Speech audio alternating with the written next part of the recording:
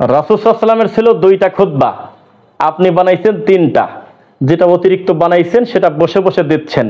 ওই খুতবায় যাতে ডিস্টার্ব না হয় তাই লিখে দিচ্ছেন যে খুতবা চলাকালীন সালাত পড়বেন না, নামাজ পড়বেন না, তাই লাল বাতি দিলেন আপনি। আর আপনার দৃষ্টিতে এই খুতবা শোনাটা হলো ওয়াজিব।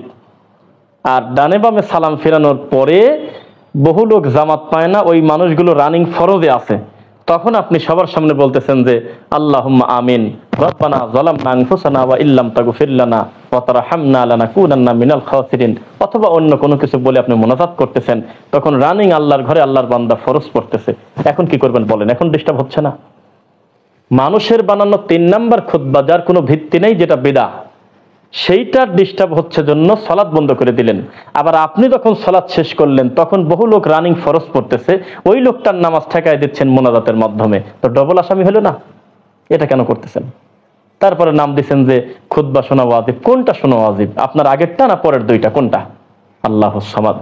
এই কথাগুলোর জবাব নাই। জবাব আছে একটাই, ইবলিস শয়তান থেকে যা শিখে আসছেন, বাপ দাদা, বড় হুজুর, এত বড় বড় হুজুর কি বলছেন, আর বিভিন্ন কিছু আপনারা প্রশ্ন করতেছেন। ওয়াইদা কিলা লাহুমুত্তাবিউ মা আনজালাল্লাহ ক্বালু বাল নাত্তাবিউ মা ওয়াজাদনা আলাইহি আবাআনা।